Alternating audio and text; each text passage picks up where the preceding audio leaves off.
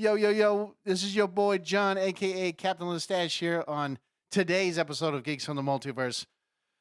We're going to be talking about cinematic games. And so, yeah, so sometimes games don't just feel like games, they feel like the blockbuster movies where you're the star, right? So, what actually makes a game cinematic? It's the unforgettable characters, the incredible performances, the music, the storytelling, or that moment when you completely forgot you're holding a controller. Today, we're diving into the games that changed storytelling forever, blurred the line between Hollywood and gaming, and asking if video games have become the greatest storytelling medium in entertainment. So grab your controller, don't skip the cutscenes, and as always, let's get geeky. We're geeks from the multiverse. We've come to unite all geeks. Now it's time to get geeky and dive right in, 'cause we're geeks from the multiverse.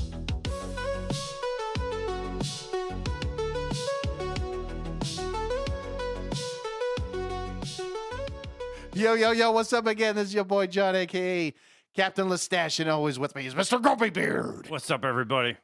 So, yes, as we're talking about cinematic games today, it's going to be an interesting one because I know that Matt has always had a very what grinds my gear kind of feeling towards them. It's more of a what pisses me off. What pisses me? Yeah. He's like, fuck Family Guy. He's like, no, what pisses me off about these goddamn games?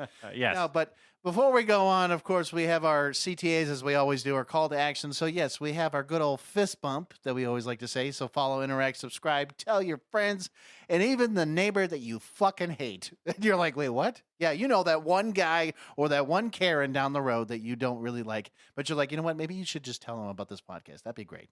But anyways, no. So, of course, we've always talked about our website. I'll mention it again. Of course, there's the merch. There's, Matt's books on there. Check them out. I know I said last time it was like Stephen King. He wants to be a best-selling author. I mean, at this point, he just wants at least one person, one individual to read the damn book. Okay, just go on there, go on to Amazon. He's actually a self-publishing one, so keep in mind this. He's doing it himself, Right. Because he said, Yes. "Fuck the publishers," is all I gotta say.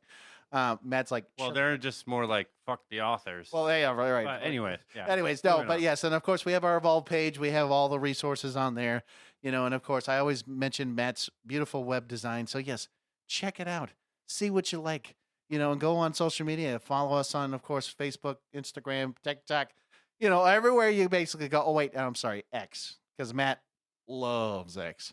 That's all I gotta say, or Reddit, depending on which way you look at it. But anyways, I'll let you Yes. talk about your fun.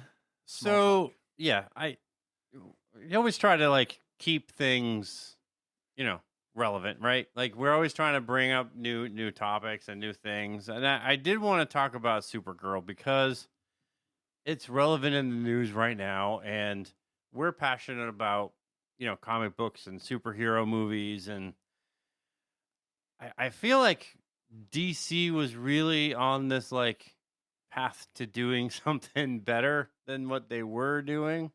Well, it seems like they're And- taking the Marvel approach. Supergirl has just been a tremendous failure. Like it's probably one of like the worst opening like weekends for a superhero movie. I mean, I'm going to talk numbers here because the opening weekend, I'm not talking opening night or, 2 night, like we're talking the complete opening weekend, right? It has made about 37 to 38 million dollars domestically. Mm. And you're like, well, that's kind of good. Not really. Not really. So the worldwide opening had 68 million. And you're like, oh well, it's better. No, because when you really factor in the production budget, this is before what they spend on marketing, which could be like another 100 million, easy, depending on what they do. Their production budget is 170 to 180 million dollars. So let's keep in mind that means right now they've definitely made over half of it back, but not enough to cover everything else. And so we get to the second weekend. It's about a 73 to 74% drop. from the other numbers. So their projected loss, at least right now, they're looking probably close to about $100 million in lost money. So, and that says a lot because, when you're supposed to be thinking of how DC is supposed to be the new Marvel of storytelling, right? Because, sure, when they said that Blue Beetle is supposed to be the opening or the start of this universe that they're doing. Now you look at Superman in that movie. Now, granted, sure, I would say for box office and movie wise when it comes to totals and things like that, it definitely did better. $620 million on worldwide $1 million worldwide on a similar budget. Right. So, which says a lot there. Now, here's the thing that we keep mentioning about. I know Matt's favorite topic about female heroines playing certain roles. It's not that we don't care about females like being the lead actors or actresses of movies and stuff, but it's also how you portray the character. And I also know that Supergirl is I think you and I talked about this a little while back, is that it wasn't so much that they were trying to portray her like what they should have done in the comic books. They were trying to portray her as the sexy individual character. And then, oh wait, what does it do, Mac? Mac? What does it do, Mac? Mac. Mac? Who the fuck is Mac? I don't know. Maybe it's a new nickname. I don't know. He's like, who is this Mac? No, I'm just saying, like, when you look at, Supergirl as a whole right now, if they're portraying it as the way they are, then why aren't they sticking to the actual fucking blueprint that they should have been using the entire time? I mean, you have this well, first it starts with the marketing. I mean, you look at the marketing and it's like, oh, finally there's a female superhero. It's like, do you not know that Wonder Woman was a thing? Didn't exist, or Captain Marvel didn't actually happen? Like, there were female heroines. Yes. Your marketing is like 5 years too late. Yes. I would say if they started this out of touch. I would say if they started like Superman and all this stuff like back when Marvel was like getting up in there, it maybe would have been a little bit better. Maybe. I'm not saying a lot, but it would have been done a lot better than. But you're also assuming that Millie Alcock is the box office draw. Like, clearly not. Sure, she's fine on House of the Dragon, but do you really expect her to carry $180 million movie? There's a difference between, and this is, and then I'm not going to lie, right? So if you're looking historically at what an actor, like some of the top actors in the world have drawn in movie sales versus what females can. I'm not saying that, for example, if you put a movie with Scarlett Johansson, she can lead the fuck out of that movie, right? Oh, yeah. You can bring a crowd into that movie. Because she's done other roles, she's done serious, she's done funny, she's done all this stuff. She's proven that she can. But when you're trying to bring in someone that's popular now because of a TV show, but you could say the same thing about doing a solo movie with Guy Gardner and Nathan Fillion. He's a great actor, and he's great on he's great in The Rookie. But do you think he could really lead $180 million or $200 million movie? Right. Well, that's the thing is and I know Matt's, probably not. Matt's. I'm going to say this. This is Matt's favorite actor of all time, Dwayne "The Rock" Johnson. Listen. That's another fucking movie that's failing in the box office. By the way, I'm just saying. Hold on. He's also been one of the top actors for quite a while now. Because the dude doesn't know how to say no. Okay, but all I'm saying is he's also been making movies and they've been selling pretty damn well. Is all I'm saying. Well, because when you make the same fucking movie with the same fucking people, hey, I'm just saying. Numbers don't lie, Matt. Numbers don't lie. You can make you can make a different movie with fucking Kevin Hart I'm not But saying it's the you same can't. fucking movie with the same fucking jokes, just a different plot. I understand that. Look, Matt, I'm not disagreeing. I'm just saying the numbers don't lie. If he's doing something, then at least it's there. I'm just saying it's doing a lot better than what clearly Supergirl's doing right now. No, I mean, you kind of look at, right? I mean, right now you look at DC and their brand is just becoming toxic. Like, Or a joke. you look at The Flash, you can take a look at Shazam 2. Yeah, you you can could. look at Blue Beetle, Oh god. and now you can look at Supergirl. I mean, It's sad. but you also can look at this, like, you can look at why pay theater money when it'll be on HBO in about 50 days. Yeah, pretty much. Yeah. It just wasn't a, I mean, it feels like it was forced, and I think what ruined the movie before this movie even came out was how she was portrayed in Superman. Well, this is why I just said about the whole sexy thing. Well, it wasn't even sexy. Like, she came into the movie like she was some drunk hobo. Well, there's your sign.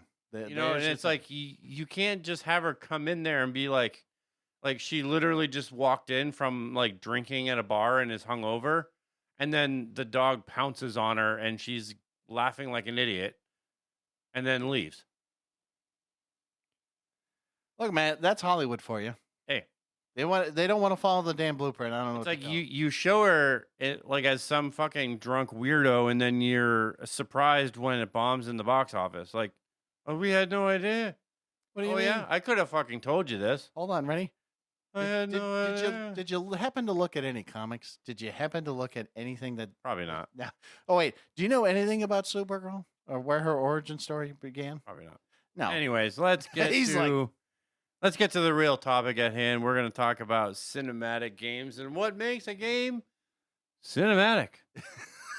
Why did you have to sound like? He's like, what makes a game feel cinematic? I was putting my podcast voice on. Oh, my cinematic voice. And what makes a game cinematic? Yeah. Well, let me just put it this way: Matt's favorite game of all time is no. I'm joking. It's definitely fucking not. I'm joking too. But anyways, yes. What actually? My favorite game is sitting there for fucking 20 minutes and watching a movie. Why not? Because While I forget I hold my controller. he's like, shit. What was I doing again? He's like, actually, you know what? Here's what I'm gonna do. I'm just gonna let it go through the movie, and then I'm just gonna go to the bathroom real quick and come back, and hopefully it'll keep maybe playing or not playing. Who knows? But anyways, what makes a game feel cinematic, right? So ask people what makes a game, in this case, feel cinematic, right? And they'll say the graphics, okay? But which is also bullshit, because if you think of Minecraft, right? It sold 300 million copies, and it looks like a toddler's Lego fever dream. Okay. I mean, it's one of those things. I think if you think cinematic means pretty, you're just a fucking idiot. You are an idiot. Right? You live under a rock. Minecraft looks like ass. It is like legit ass. And guess what? It looks like It's ass. sold. It's also one of the highest selling games of all time. Okay. But it has more emotional resonance than most AAA games do. Like, graphics are marketing, not Right. necessarily art. So, cinematic isn't, poly counts, right? It's forgetting you're holding plastic, right? Camera work that doesn't make you vomit, music that gives you goosebumps while you're doing nothing, and acting that doesn't sound like the developer's cousins in a closet. I don't know what to say about that. I don't either. That's just we'll go with the flow here. But anyways, it's pacing that respects your time, unlike Death Stranding, which respects nothing because dialogue that doesn't make you cringe into another dimension. Emotional moments you earned, not cutscenes forced down your throat. And see that right there, not cutscenes forced down your throat. I understand there are some games that need to build dialogue and kind of help drive the story. But when you're like fucking playing a game and it's like, and it's like 20 minutes long, and then you're like, okay, hold on. You mean like Spider-Man 2? Yeah. Like I said, your favorite game. No, no. I mean, I will say this. Like, don't get me wrong. Spider-Man 2 was a great game, but it sucked because when you were actually playing. when you're playing the game, yes, when you're playing the game, it's a great game. It really is. It's just you're right. I mean, when you're watching the damn basically movie, you might as well just make it into a damn movie. It's just you get to a point where you're like, well, when am I actually going to play the fucking game? Right. You know, I forgot how to use my controller. This fucking thing has been so long. 'cause you're like, shit, what is going on? And then so like, What's a controller? so for example, so no, this is a good example, right? So in set pieces, right? Holy shit, the train in Uncharted 2. Now I don't know about you, Matt. I've played the shit out of Uncharted. I haven't played it that much, but I have played it. I just haven't played it a lot. I will say this. What it's saying there is like you're basically in the game itself, like literally it was a cutscene. It's like you were playing and also it was a cutscene. It was like both at the same time. It was kind of weird. It was cool, but it was weird because you're literally trying to climb a fucking train and you're going off this giant cliff into this abyss and you're trying to go, but it's like you play for a second, cutscene. Play for a second, cutscene. And and you're like, fuck! Like, what are we doing here? You know? What the hell? And then so like another one, here we go. Our favorite, The Last of Us. You know, think about that for a second. You play the game and then all of a sudden, cutscene. And you're like, Yeah. okay, and then what else are we doing? Oh, wait, just kidding. There's another cutscene in 2 seconds from now. So, you know, these aren't just pretty graphics. They're moments that make you stop playing and just witness. Now, I get what cinematic, you know, and another game I'm thinking of is like God of War. Because it's very big on cinematic. That's a very huge game to play on like cinematic. But again, there are some times where you play the game for a while and you're like, oh shit, I haven't seen a cutscene in a while. Oh, hold on a second. It's coming. Coming. And you're like, fuck. All right. And then so like if the soundtrack alone, gives you goosebumps while doing absolutely nothing, congratulations. You've entered cinematic territory. You're not playing anymore. You're experiencing. Because that's how cinematic works. Hey. Gotcha. So when did games officially grow the fuck up? No. So this is where we start arguments, right? So it's going back to basically the days of Final Fantasy. Okay, this is Final Fantasy VII, and back in 1997. So imagine this for a second, boys and girls. You know, when we're talking about games here in this time frame, it's crazy to think for this game, it had 3 fucking discs, not just 1, 3. Okay, that scene. Suddenly, games could cause tragedy. Characters could die and stay dead and ruin your entire month. Oh wait, that reminds me of another game, Matt. What was that one game that you couldn't fucking beat because you used that one character and then you had to use the fucking character and you had to wait for it to revive? That was a. Was it Rainbow Six? That was a Rainbow Six Extraction. Yeah. Oh, the stupidest fucking Rainbow Six game you'd ever played. Yeah. But I mean, talking about Final Fantasy VII, even Metal Gear, if we're just being real here for a second, Kojima's been making the same fucking game since '98. It's true. I mean, literally. I mean, but hold on. It's done so fucking well. That's the thing. I mean, we just have we're still pretending like it's so profound. Like, oh, this game is so new. It's just the same fucking game. It's the same fucking game, but he loves movies so much he forgot to actually include gameplay in some of these games. Well, but then you think, oh my god, this guy's a genius, and you're like, I mean, he is in some ways, but then this is why when you look at Metal Gear and you look at Death Stranding. I mean, sure, you'll say Death Stranding has better graphics. I spend 2 minutes of playing and 10 minutes of watching.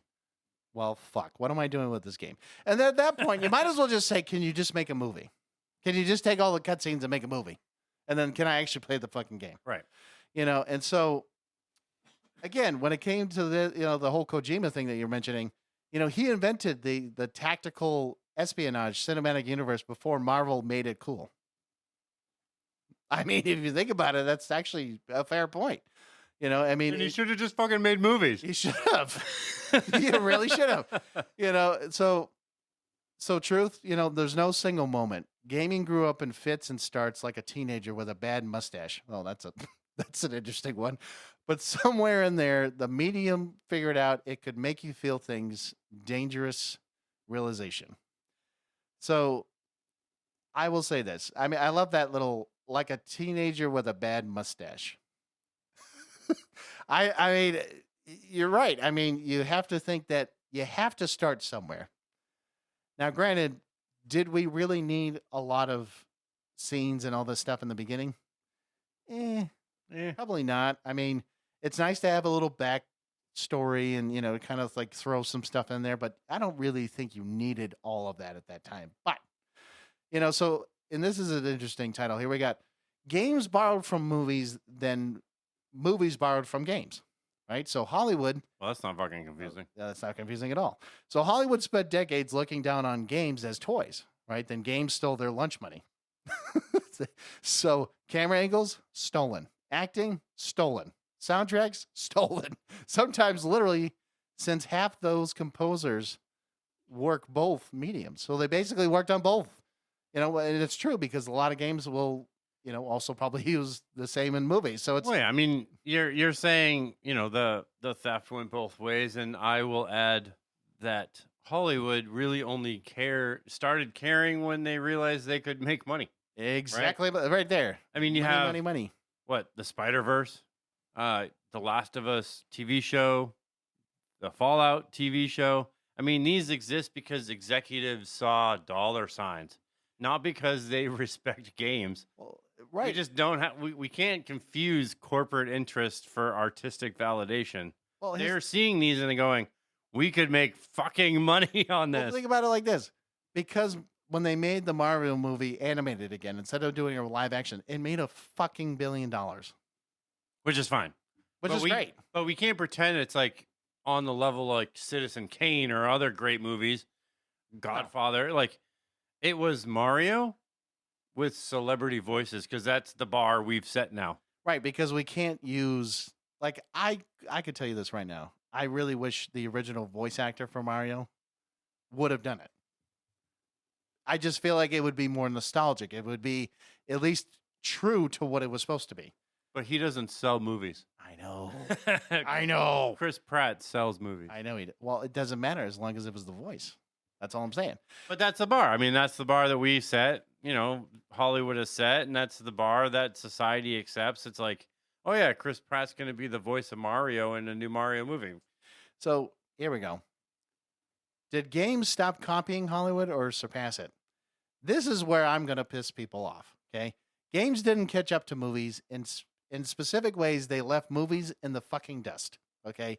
A movie gets 2 hours. A game gets 30, 50, 80, depending on like the types of games. You live with these characters. You make decisions as them. You suffer their consequences. Okay. So when, for example, like in Red Dead Redemption 2, okay, you play as Arthur Morgan, right? You spent 40 hours being Arthur Morgan and you fed his horse, you shaved his beard.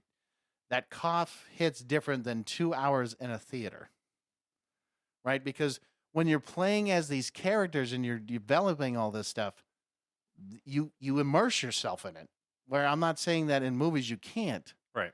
but you're spending more time on a game than you would be if you're spending an hour and a half or 2 or 3, unless you're fucking Lord of the Rings. I and mean, you're just doing that. You're basically, I mean, movies are passive. You're a passive watcher of these movies. When you're playing a game, it's active. And like you're saying about, Red Dead Redemption, like when you're playing as Arthur, you are Arthur. Like You're you Arthur are walking around, you are feeding his horse, you're making his choices. Movies just can't do that. They can only show you what's happening. But Right. you're actually having an active role in Arthur Morgan's story. You're making his choices, and it's just superiority like when you're looking at certain stories. So here's the thing, right? So Hollywood keeps its Oscars, right? Games figured out how to break your heart through interactivity. That's sorcery. And right there, that's the future. And that's really what this is. And I mean, actually, more than that, VR is really the future. That and, I mean, clearly going to be PC gaming at this point because we already talked about PlayStation last week. And then, of course, we got motion capture, right? What changed everything, right? So before mocap, characters talked, right? And after mocap, characters performed, right? So remember Resident Evil dialogue? Jill, here's a lockpick. It might be handy if you master the master of unlocking. Take it with you. Peak 1996. We accepted it. We were animals. Like that was it. Like, Yeah. Jill, here's a lockpick. Might become an handy. Here's become the master of unlocking it. Okay, take it with you. There you go. But don't worry about actually Don't worry about it. learning how to use it. Right. Just know it's there. Well, like, humans move better when they're actual humans. Sure, no shit, obviously, right? I think the real discovery wasn't technical. Right. Like it was gamers, it was like gamers would finally accept video game acting as legitimate. Right. Like we went from laughing at that Resident Evil dialogue to respecting performance capture, and it's not technology, it's cultural legitimacy. Well, and there's the other thing, right? So when you look at like Andy Serkis, right? So this guy, oh my God, amazing voice actor, has done a lot of movies, especially with his voices, and he's very known, right? And especially where, him and the Lord of the Rings, right? With Schmeagol, right? So the developers went, oh shit, we can do that? Suddenly characters had weight, micro expressions, they moved like humans because they were humans covered in silly dots and spandex. It's true. And it's true. When you look at them, you're like, this doesn't look weird at all, but that's fine. And especially when you looked at a lot of like the behind the scenes, I'm thinking of God of War. Like you see Christopher Judge playing Kratos, and you're seeing him try to do the same movements. And like, yeah, it's cool. It's cool to be able to see that. Right. And so developers realized humans move better. Yeah, right. We've already said this. They move better when they're humans. Nobel Prize insight. Shit. No shit. Don't fucking say. Don't fucking say. Ready? Here we go. So celebrity performances, right? So this is where, especially in gaming and especially like in cinematic stuff, we want to have like well-known people to be playing. This some of is these becoming more popular nowadays than it was historically. And this is where we're going to bring up that Stranding for a second. So like gaming went from who voiced this to, is that fucking Normus Reedus carrying a digital baby? Real fast. And then, for example, like in Cyberpunk, no-name anime dub actors to literal Keanu Reeves in Cyberpunk, right? The most normal thing in that entire game. So I'm not even going to go with all that other shit. Anyways, when did trailers, become Hollywood premieres? When did we get starring credits? When did mocap performances get award consideration? Somewhere between GTA 5 and Death Stranding, games became legitimate acting vehicles, not stunt casting prestige. Now we're one step from Meryl Streep playing a Dark Souls boss. Honestly, I would not buy it. I mean, I love how it says to buy it, but I'm like, I probably wouldn't buy it. And so the controller down moment, right? So like, of course, like as we're saying about the cinematic stuff, every cinematic game has one. The moment you stop pressing buttons and you just watch. That's 80% of Spider-Man 2. well, so the thing about this, I know you've at least played this. So like The Last of Us opening, right in the beginning, it's coming. When it comes, hand leaves controller, you're not playing, you're just witnessing, you're just watching. I almost think like most of the Far Cry start that way too. Well, like you just put your controller down and you're just watching and you're like, I'd like to actually fucking play a game. Think about it. When we were playing Wildlands, right, earlier, it's the same that you had to watch a movie basically before you could actually start playing the game. But at least when you're playing the game, the cutscenes are a lot shorter and not like you're sitting there for 10 minutes like watching this fucking thing that you're like can't even skip or anything. Well, here's a good one for you. Ready? So Mass Effect Suicide Mission. Life or death decisions for characters you spent 3 games bonding with. No pressure, just everyone's fate. Matt's like, fuck. Yeah, I know all about that. And of course, Red Dead's endings, right? Plural, because Arthur deserves better. And anyone can make a cutscene, but making players choose to stop playing because they're too invested, that's alchemy. That's the good shit. Like, for me, it's right. When you're making that cutscene and you're pausing because you're well invested into something, I mean, it's good. But like I said, I mean, you're right. If you're watching basically a movie, then what is the point of playing a fucking it's game? like, well, the cutscene's on, get up, get your drink, get your snacks, It's like I open the bag of Fritos and just like snack away while you're watching a cutscene, and oh shit, I'm playing again. That's cool. And you play for another 5 minutes, and oh, fucking cutscene. All right, let me go grab a brownie, and Move on with my I'm life. gonna go cook a pizza or something, and Let me know. Let me know when this ends, okay? yeah. And then, so like when you think about this, right? Earlier games, right? I need to beat that boss, right? So because when you're playing like Super Mario, and you're playing like Donkey Kong, or like like Bowser was around, and you had to get to that level, right? So in modern games, it's I hope this fictional person survives and gets therapy. It's like depending on the game, right? So we reached the point where gamers have stronger emotional connections to NPCs than coworkers. That's a good one.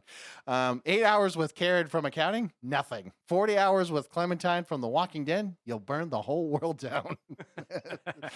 Writers got better, performances got better, but mostly we spent more time with these people. You don't bond with a movie character in 2 hours like you do, like you bond with someone you inhabit for 40 hours. Again, that's what we've been saying.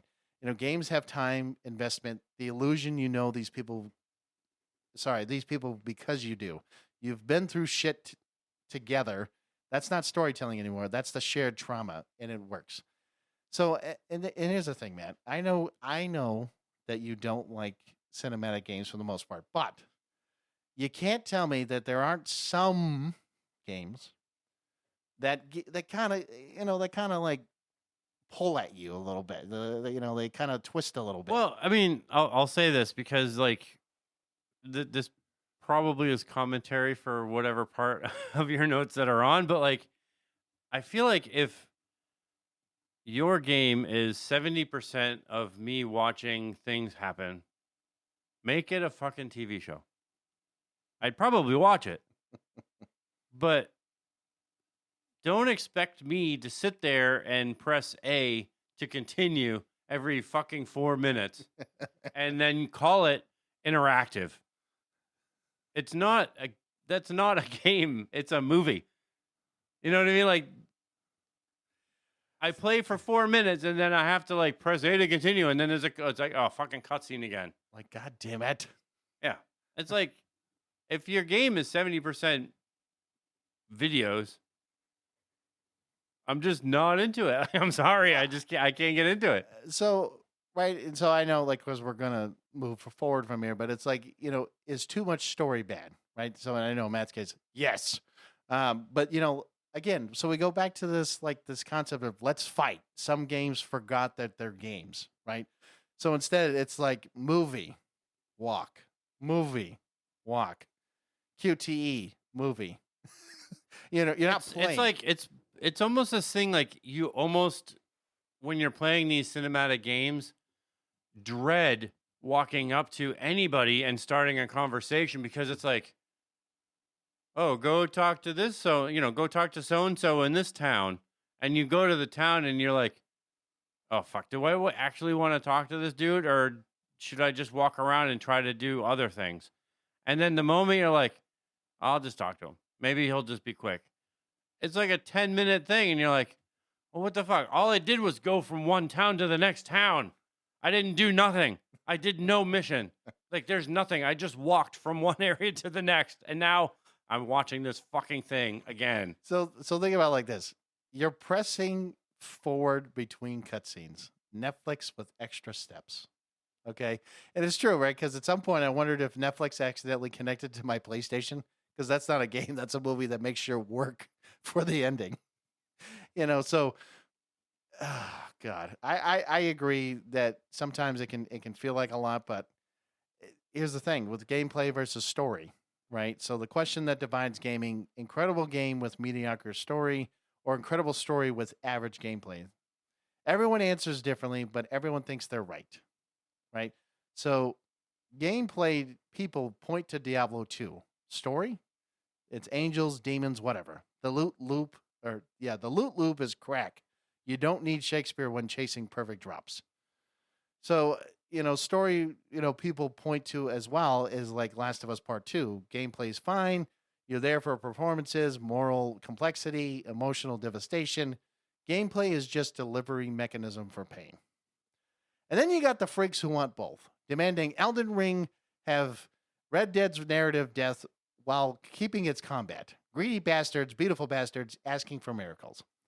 Right. It's like, you can't have the best of both Well, worlds. the thing is, you have to pick a side. I mean, the debate is fucking stupid, anyways. But gameplay carries story easier than story carries gameplay. Right? So you can have great gameplay with absolutely zero story. And for Right. example, that's Doom. That is Doom. No fucking story or a lack thereof, but the gameplay is actually pretty good. You're right, because at least it was well known. But you cannot have a great story with garbage gameplay. Eventually, you're just going to put the controller down and be done. So here's the thing, Matt. There's really no right answer, but your answer says a lot, right? Mechanics, narrative, both. Just a bit, you only play Fortnite and leave, okay? Just fucking Fortnite. fucking point. He's like, Oh, we got a fucking episode on that. Oh, we're gonna. Oh, boy. yeah. See, I knew Matt was gonna say something at that point, but so the movie game criticism, right? So the vocal minority hates cinematic games, not real games, just movies with QTEs. Gameplay is dead, and back in my day. Back in my day, because that's the thing, when we think of games back in my day, there was a story, and yes, they might have had some cutscenes here and there, but there was actual gameplay, because then that would drive you to want to keep playing the game, because then you're like, oh, I can do this cool thing, and I can do this, and I can do, and you're building your skills, and you're, and it's just, there's so much going on. But to them, I say, shut the fuck up and let people enjoy things, okay? yeah, it's the not real games crowd, right? The air quotes here. These are not real games are just gatekeeping assholes who think their preference is absolute truth. Like Dark Souls and Last of Us can both exist, right? And there's room for all of it. Yeah. The medium is big enough, so you just got to stop being weird about what other people like. They can exist at the same level. They're obviously two radically different games. So here's the thing, but the criticism often comes from people who think real games are only challenge and skill, as if making players feel isn't valid, right? And as if emotional engagement is lesser than a mechanical mastery. Gamers are the only people complaining about too much Oscar-worthy acting, right? Imagine walking out of a movie because too much good performance, right? Absurd. And yet, let cinematic games exist. Let gameplay games exist. The medium is better for both. Stop being weird and stop living under a rock, okay? Yeah. So did games surpass movies? Guess what? They did. Games are better. I mean, not different. Better, but movies can't make you complicit. Games can. Right. You know what I mean? It's movies, you only can see what's happening. Games, you actually experience what's happening because you're in the story. You're driving the story. That's maybe not better, but it's different. Well, so here's the things, right? Movies show, like you just said, the story. The games let you live it. They're not just different, potentially superior for certain storytelling. And so especially where, I think, like I said, I like a lot of different franchises and different things. I've talked about Assassin's Creed. I've talked about God of War. I've talked about even Far Cry. I mean, I could go on and on. But, right. There's a reason why these games have been so damn successful, because yes, they have a good story. There is actual gameplay. Yes, I know sometimes it feels like you're watching a fucking movie, but at the same time, it does give you more. There's consequences that you're for your actions, and a lot of games do that, and they've been doing that more because now you're getting to choose the reality of what the fuck you're doing, because a movie's not going to do that. They're going to say, here you go. So here's Johnny. He's living his life out in the pasture. And and then you're like, what else is Johnny doing in the past year? Like, what's going on here? Like, is there a dog? Is Lassie? Where are you at? Yeah. I don't know. I mean, because it doesn't really tell you much. It's like, here you go. And like, but again, But again, but again, but the games will give you that. They'll give you more narrative. They'll give you more story. And think about how many games have so many fucking side quests, Matt. Oh, there's a ton. So many, and actually, that I think for some people would drive a story for them, because not even the main story, because sometimes the main story is so short. It's the fucking side quests that lead so much into these choices. But anyways, but storytelling medium on Earth, not for everything, right? So like tight pacing, movies win. Pure spectacle, movies dazzle. Passive consumption, movies require less. But emotional investment, making audience complicit, genuine attachment to a fictional people, games figured out how something movies can't replicate. Games aren't better, they're different. And in specific ways, like we've already mentioned, that, the difference is more powerful. Interactive isn't a bug, it's the feature that changes everything. And then, the illusion of choice, right? Games convince you choices matter. Sometimes they really don't. Hilarious. Every decision changes the world. Reality, blue dialogue instead of green. NPC says different words. Same thing happens. That's just usually how it goes.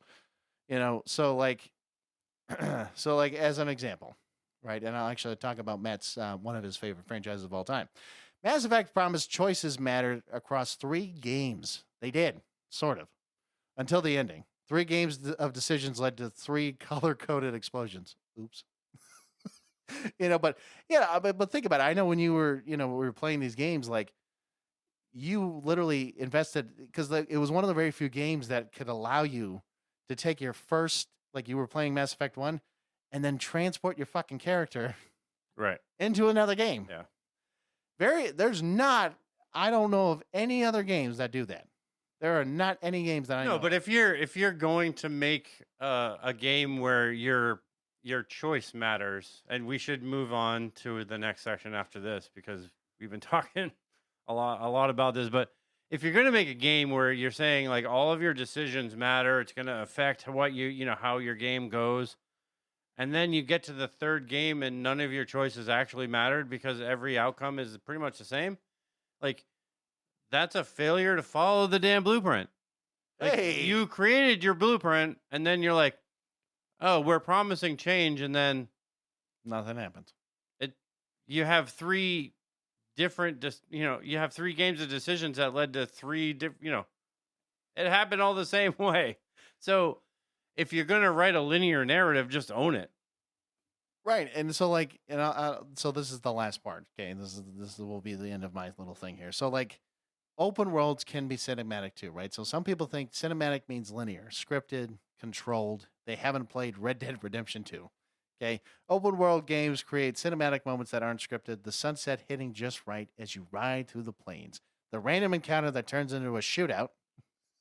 And the moment you realize you've been playing for 6 hours and haven't touched the main story.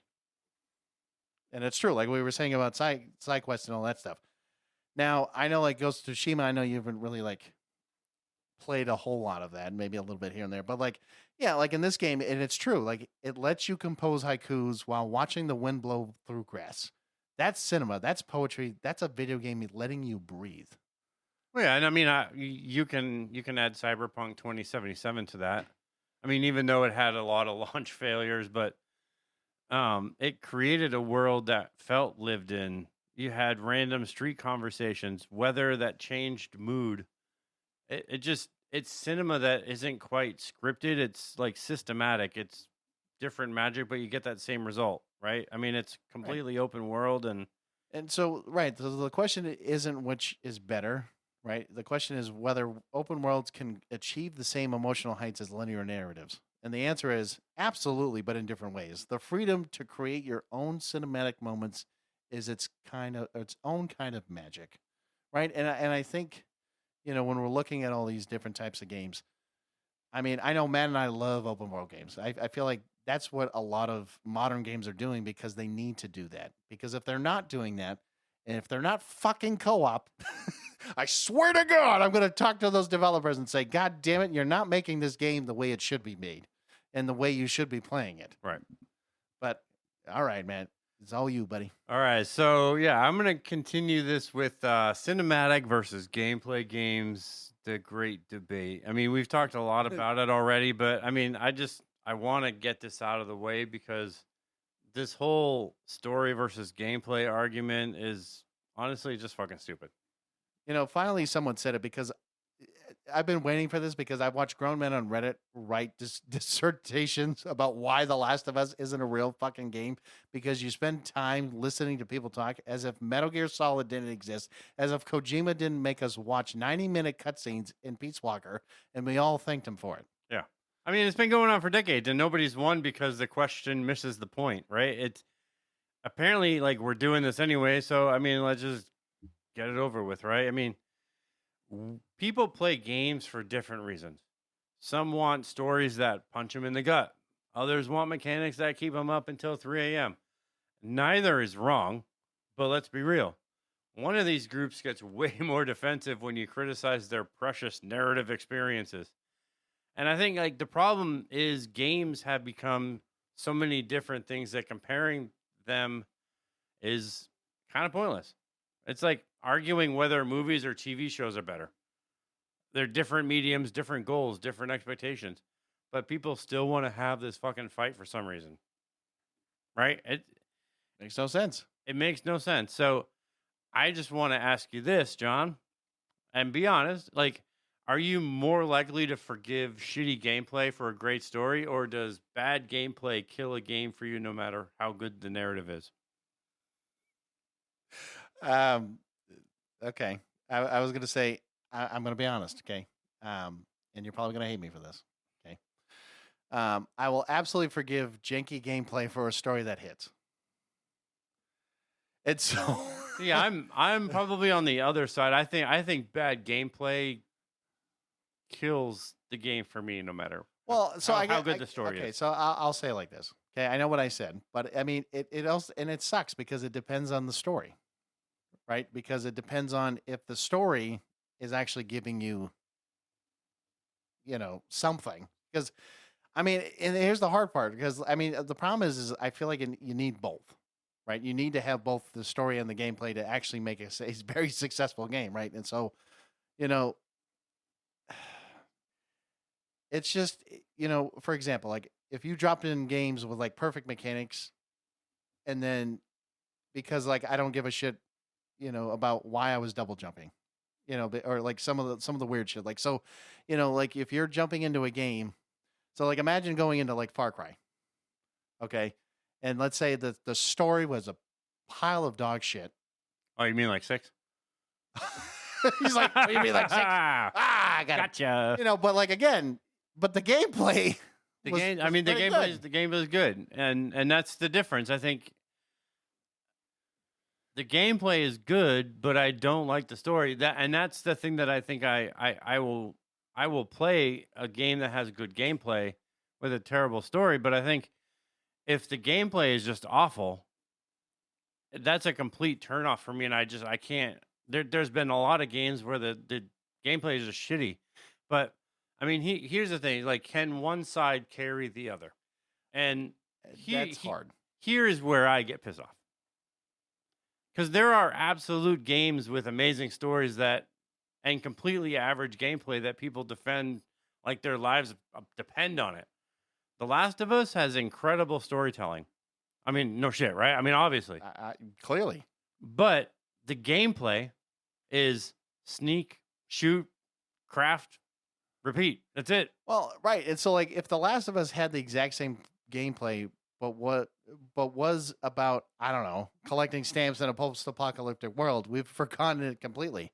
Right? So nobody would be like, but the crafting system, though, the gameplay is functional. It's fine. It gets out of the way. That's not gameplay carrying the story. That's gameplay being a polite house guest who knows when to leave. Right. I mean, it's the gameplay. It's not the gameplay carrying the story. It's gameplay being dragged along by the story. Right. If you didn't have a good fucking story, the game would suck. Oh, dramatically. I mean, first of all, it wouldn't have so many fucking remasters either. No. Because the fact that you had to go from PlayStation 3 all the way to PlayStation 5, I'm just saying, Yeah. make a fucking third one. is all I gotta But say. meanwhile, you have games with almost no narrative that people have poured thousands of hours into. I mean, Doom, Diablo, Vampire Survivors. Like, the story is demons bad, shoot them. Like, that's the whole that's the whole premise of all of it. Correct. And somehow it's enough because the gameplay is actually fun. So what the fuck does that tell you? Tells me we need to work on ourselves if we're going to Right. be doing that. I think great gameplay can survive a weak story. A great story cannot survive bad gameplay, period. Eventually, you're going to put the controller down and watch cutscenes on YouTube. You're right. Actually, you're absolutely right. I feel like most people would probably go on YouTube and like, because I'll admit, like I've done it where I've gone on YouTube and I've actually watched actual people playing a certain game just to see if I'd even want to buy it. Yeah. Because why wouldn't you? Because then why even bother buying a $70 game if you know it's going to look like a pile of dog shit on a PS5? Yeah, You so know, I mean, you can look at The Last of Us. I mean, it's a beloved story. Gameplay is fine. It's not like revolutionary. There's another. I think there's more than just one Heavy Rain. Yeah, there's a couple. I think. There's Yeah. It's basically like an interactive movie where the gameplay is these quick time events. right. Doom. The story is completely irrelevant. It's there's demons on Mars. Basically. Basically. And combat is just endlessly replayable. Vampire Survivors, I have to be honest, I haven't played that game, but it has some simple visuals, zero narrative. And it doesn't matter if the hook is strong or not because it's just the gameplay. Like it just, you have these things. And I think I still say like gameplay, if the gameplay is good, it can survive that weak story. And that's what I was saying before when you asked me that question. I think if the gameplay is strong enough, like the story can be weak. Right. Like, if that story is weak and it sucks already, I don't know. Like it. Well, right. It doesn't make it any better, Yeah. and it doesn't really drive any narrative at all. So I'd say, and you can fight me on this, but is there a game with truly great storytelling that you'd still play if the gameplay was complete garbage? Oy, that's a tough one. I'd be like Spider-Man 2. I don't know. I mean, that's a really tough one, Matt, because like, a lot of the games that like I mentioned before, like Assassin's Creed, God of War, I'll bring up God of War, right? So like, let's say like you're saying, like it had a great fucking story, but the stupidest fucking gameplay mechanics.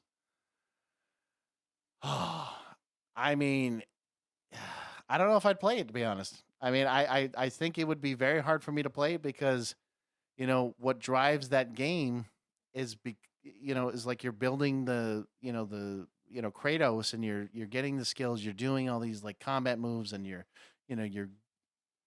progressing as him. I mean, it's a great story. I mean, it shows a lot of different things. Hell, I'm wearing a God of War t-shirt for God's sakes.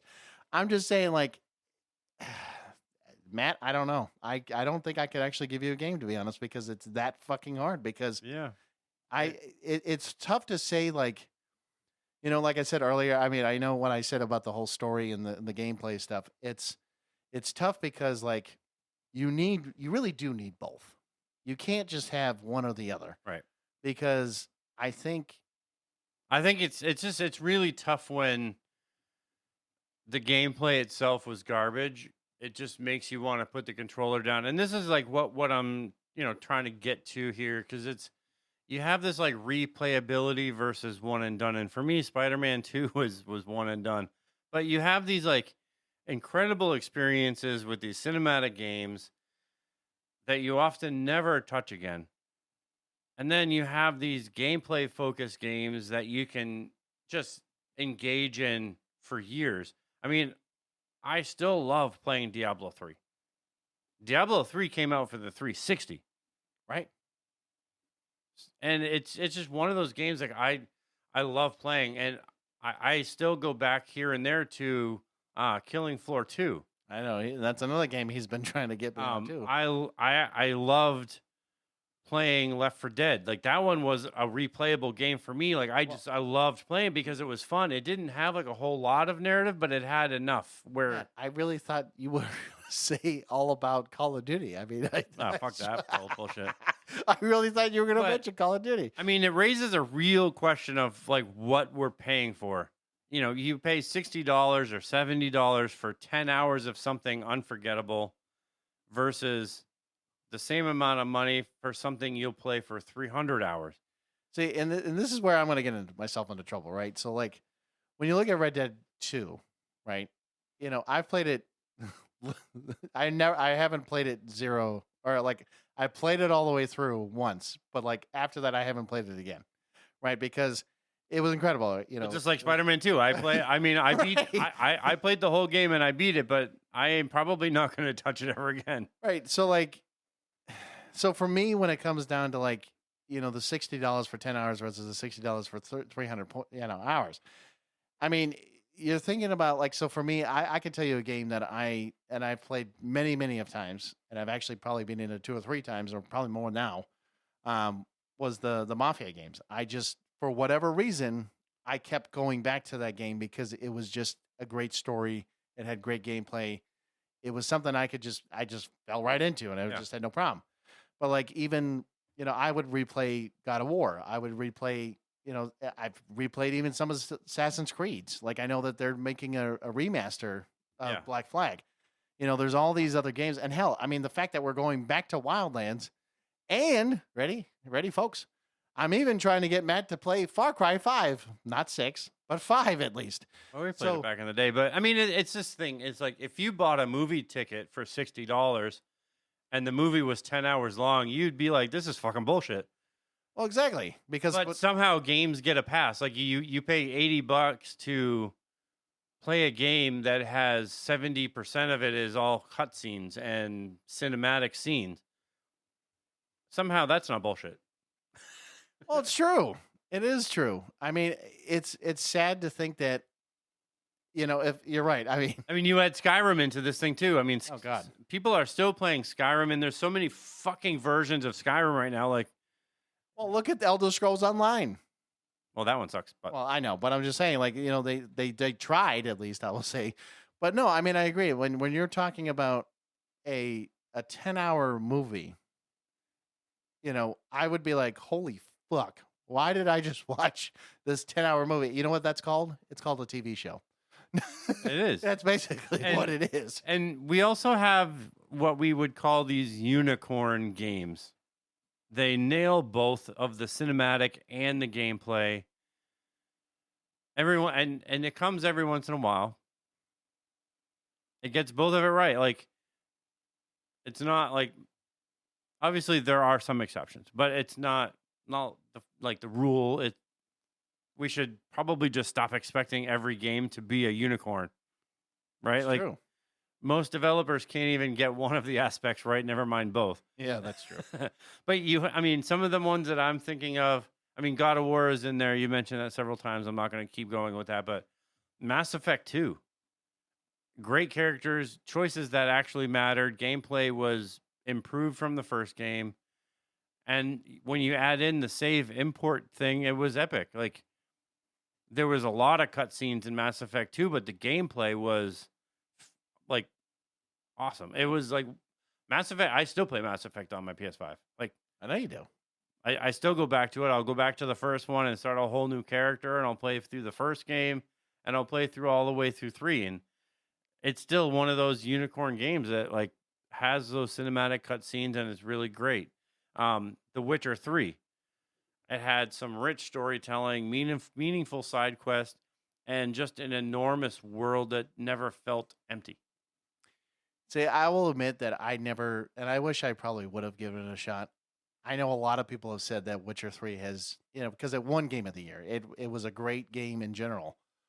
I wish I would have played it, but the thing is like, I feel like for me, it's like, just like you. There's only so many games you want to play. You know what I mean? And then after a while, you're like, okay, what do I want to do? Do I really want to start a random game that could be considered a unicorn game, but like you're already and it sucks because this is how I think of like when people don't like change, right? They don't want to. Sometimes they're comfortable where they're at, Right. and sometimes maybe you just go, maybe you say, you know what, fuck it, maybe I should just buy that game, or maybe I should just play that game and just see what it's like. Just like I told you about, watching John Wick, taking a chance on it and actually doing it. But I'm still not playing Pokemon. God damn it, man. I told you. I fucking told you you're going to play one of those fucking games one of these days. No, I'm joking. It's I can't tell him what to do. No, we can't do that. That's called. And I'm definitely not going back to fucking Call of Duty. Come on. Hold on. This Modern Warfare 4. That's all I'm going to say. I'm still not going to buy it. I know. No. You know what this is what this boy's going to do. Okay, just like he said about Black Ops 6. Ready? What he's going to do, he's going to be like, oh, there's fucking Optimus Prime? Oh, I'm going to come in and I'm going to buy the goddamn game, just like he did with fucking Beavis and Butthead, of all fucking people. I mean, I highly doubt that. I only bought the game for Beavis and Butthead. I know you did. And when I saw you do that, I was like, you motherfucker. Yeah. I was like, damn it.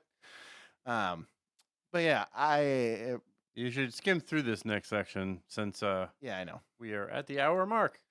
All right, so the future of gaming. Okay. Future of gaming. So are cinematic games becoming the industry standard? But modern AAA games are becoming increasingly cinematic, which with massive budgets, celebrity actors, realistic graphics, and movie quality presentation. The problem is that these games are also becoming incredibly expensive to make, and one failure can cost a studio hundreds of millions of dollars. It raises the question of whether this blockbuster approach is sustainable or if the industry is eventually going to hit a wall. So, for example, do you want me to mention Marvel Spider-Man 2? Or do you? I mean, I think we've talked a lot about all of these games. Yeah, we did. Actually, Yeah, I was just going to say, I was like, just kidding. So, I mean, I guess we could just use this as an example. So, a very huge cinematic experience with blockbuster production values and a massive development budget. And it's crazy to think, too, that, when you and I talked about, like, the fastest selling game of all time, when you're talking about GTA 5 being like $1 billion, like, in gross sales, like, holy shit. Like, you don't think of a game that could make as much as a movie. It's literally insane. So, like, is it really the case? I don't know. I mean, I feel like they shouldn't do this every time, because if you're spending we'll call it $500 million on a game, that's a lot of fucking money to be building a game around. I mean, you better pray and hope that game's going to be making at least $1 billion or more. I mean, it really depends on if the gameplay is worth. And this is where you have to have like that unicorn. I wouldn't expect game studios to be just, we're going to create a unicorn and have great storytelling and great gameplay. No, because you're either going to, and this is, and I'm just going to throw this out there because I think when we're looking at either one, studios have to either focus on being a cinematic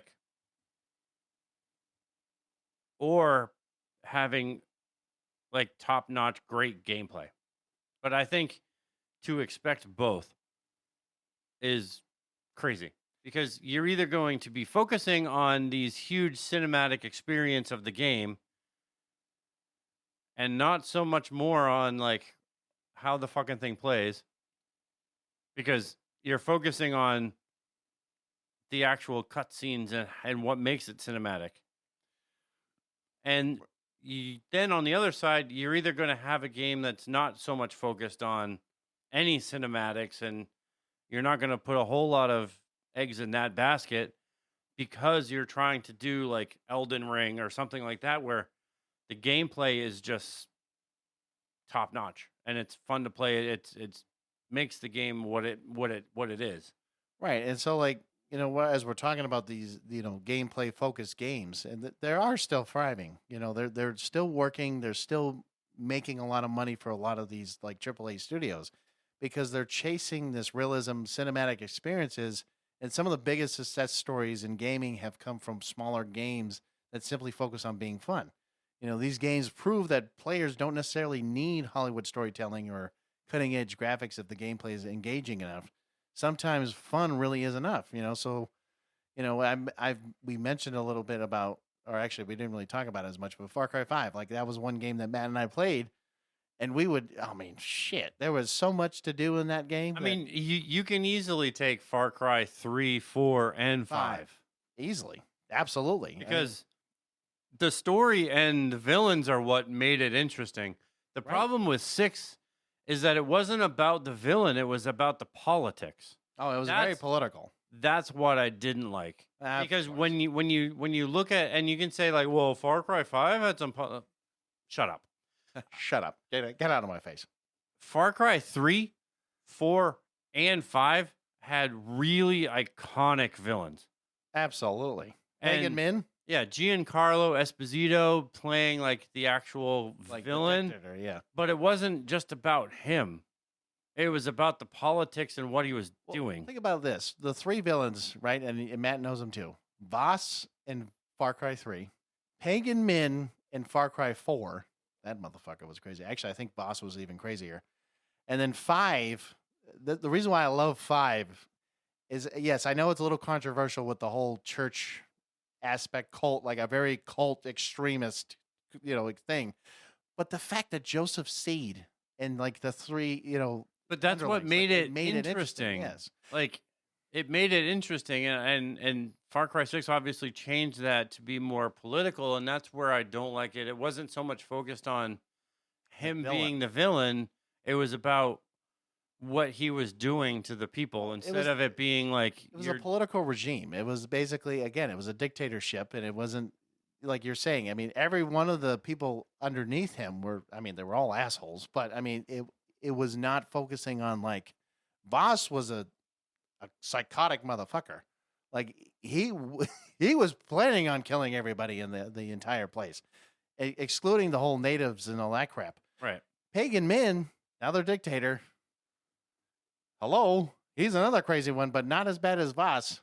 But he just had that weird killing thing about him. It was just the villains were interesting. Like they were unique in every single game, and then you get to this one, and it's like you're a guerrilla fighter, and you're fighting with no, not gorilla. It's gorilla. Yeah, gorilla. Get it right. Get it, gorilla.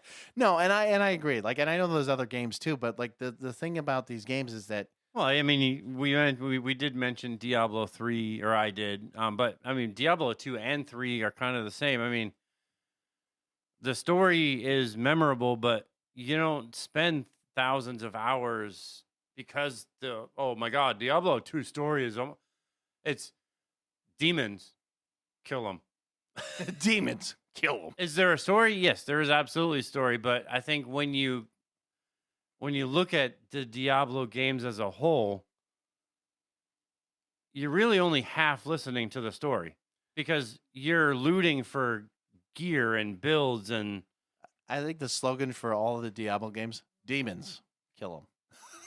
Like that should be the slogan. Yeah. Hey guys, demons, there's demons. Kill them. Yeah. Easy as that. Skyrim, I mean, we mentioned Skyrim. Oh, yeah. And I mean, and again, right here, most players have never finished the main story, yet they've spent hundreds of hours exploring, modding, and creating their own adventures.